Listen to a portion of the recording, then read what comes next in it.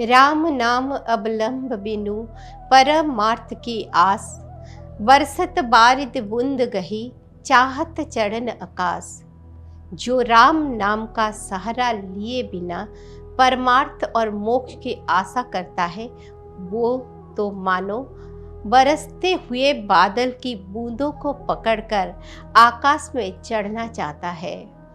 अर्थात जैसे वर्षा की बूंदों को पकड़कर आकाश पर चढ़ना असंभव है, वैसे ही राम नाम का जप बिना परमार्थ की प्राप्ति असंभव है। नमस्कार, उदय इंडिया डिजिटल में आपका स्वागत है। मैं हूँ उपाली अपराजिता। गोस्वामी तुलसीदास जी ने रामचरितमानस जैसा दिव्य ग्रंथ देकर हमारे ऊपर बड़ी कृपा की है। इसके माध्यम से हमें न सिर्फ भक्ति का सरल मार्ग दिखाया, बल्कि परिवार को राम और हनुमान दिए। एक बार फिर ध्यान में ले आइए कि देश काल परिस्थिति के अनुसार पूरी राम कथा को 7 भागों में बांटते हुए इन्हें 7 सोपान या 7 कांड नाम दिया गया है। रामायण में 7 कांड है: बालकांड, अयोध्या कांड, अरण्य कांड, किष्किंधा कांड, सुंदर कांड, लंका कांड तथा 7वां और अंतिम है उत्तर कांड। बाल कांड में भगवान की बाल लीला आती है। ये सोपान हमें सिखाता है कि जीवन में सहजता का क्या मतलब है। मन, वचन और कर्म से सहज कैसे रहे, यह विभिन्न प्रसंगों के माध्यम से बाल कांड से सीख सकते हैं। अयोध्या कांड में हम जीवन का दूसरा सूत्र यानी सत्य को देखते हैं। जीवन में पहले सहजता है, उसके बाद सत्य आता है। अरण्य कांड में भगवान का वनवास आरंभ होता है। पिता की आज्ञा का पालन कर श्री राम सीता और लक्ष्मण के साथ वन में चले जाते हैं। रावण सीता जी का हरण कर लेता है। यह संतुलन का कांड है। इससे सीखा जा सकता है कि जीवन किस संतुलन का नाम है। किष्किंधा कांड में संघर्ष की कहानी है, जो हमें बताती है कि दुख या संघर्ष किसके जीवन में नहीं आता। स्वयं भगवान राम को भी संघर्ष करना पड़ा था। सुंदरकांड सफलता का सोपान है। इसके प्रसंग सिखाते हैं कि जीवन में सफलता कैसे अर्जित की जाए और किस प्रकार उसके बचाकर रखा जाए। लंका कांड में संकल्प की कहानी आती है। श्री राम और रावण के बीच युद्ध होता है। राम यानी सत्य की विजय होती है और रावण का अहंकार उसे मौत दे जाता है। उत्तरकांड समर्पण का कांड है। इसमें जीवन के तमाम प्रश्नों का उत्तर मिल जाते हैं। इन 7 सोपानों के आधार पर कथा को 7 भागों में बांटते हुए प्रत्येक भाग से एक सूत्र को जोड़कर जीवन के 7 सूत्रों को समझने, उन्हें आत्मसात करने का प्रयास किया गया है। पहले भाग का सूत्र है सहजता, दूसरे का सत्य, तीसरे का संतुलन, चौथे का संघर्ष, 5वें भाग का सफलता, 6ठे का संकल्प और 7वें भाग यानी उत्तरकांड का सूत्र है समर्पण। क्योंकि 7 भागों की बात की जा रही है, इसीलिए आपसे निवेदन है कि जीवन में 7 काम जरूर किए जाए। प्रयास कीजिए इन 7 कामों से जरूर गुजरा जाए। वे कौन से 7 काम, जरा इन्हें समझिए। पहला, प्रकृति से जुड़ाव बनाए रखिए। प्रकृति से बातचीत कीजिए। जड़ वस्तुओं से जीवंत निकटता बनाए।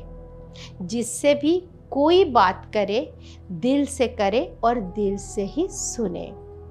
ऐसा प्रयास कीजिए कि बिल्कुल अपेक्षा रहित हो जाए।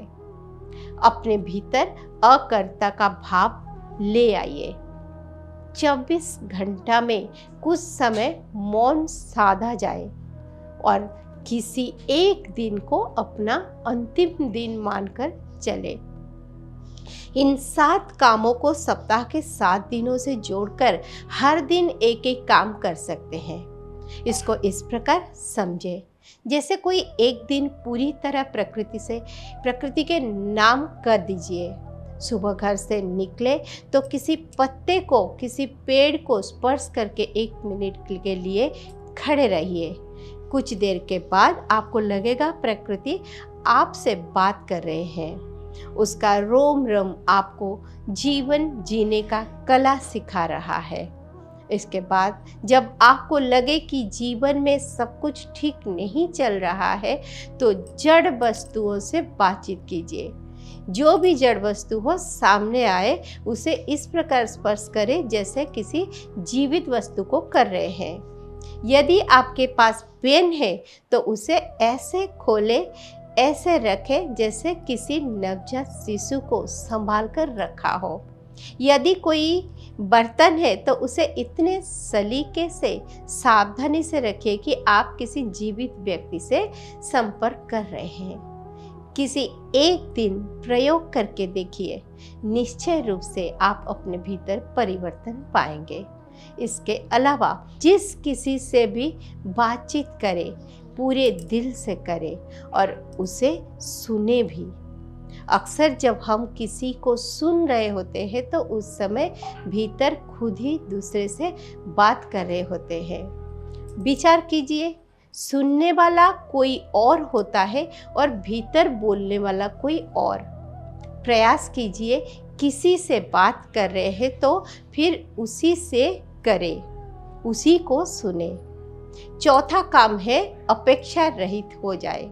अपेक्षा अशांति का कारण है। जीवन के सारे झंझट ही यहाँ से शुरू होते हैं। इसीलिए जो हो रहा है होने दीजिए, पूरी तरह अपेक्षा रहित हो जाइए। इन सब के परे अपने भीतर अकर्ता का भाव पैदा कीजिए। ऐसा विचार कीजिए कि जो कुछ भी हो रहा है वो आप नहीं, भगवान कर रहे हैं। आप निमित्त मात्र है। किसी एक दिन ऐसा मानकर देखिए, आनंद की एक अलग ही अनुभूति होगी। जीवन में थोड़ा मौन भी साधा जाए। सच है कि बोलना हमारी जरूरत है, परंतु इतनी ही बोले जितना जरूरत हो। फुर्सत के क्षण में मौन हो जाइए। स्वयं से भी बातचीत बंद कर दीजिए। आखिर है कि किसी एक दिन को अपना अंतिम दिन मानकर चलिए। सोचिए, ये दिन आपका आखिरी दिन है। कल का कोई भरोसा नहीं कि आप कहाँ रहे या रहे भी नहीं। बता दें कि ये विशेष कहानी जीवन प्रबंधन गुरु पंडित विजय शंकर मेहता के पुस्तक जीना सिखाती है राम कथा का छोटा सा अंश है। हम अपने कार्यक्रम भारतीय चेतना में ऐसे और भी विशेष कहानियों को लाते रहेंगे। देखते रहिए उदय इंडिया। जय श्री राम।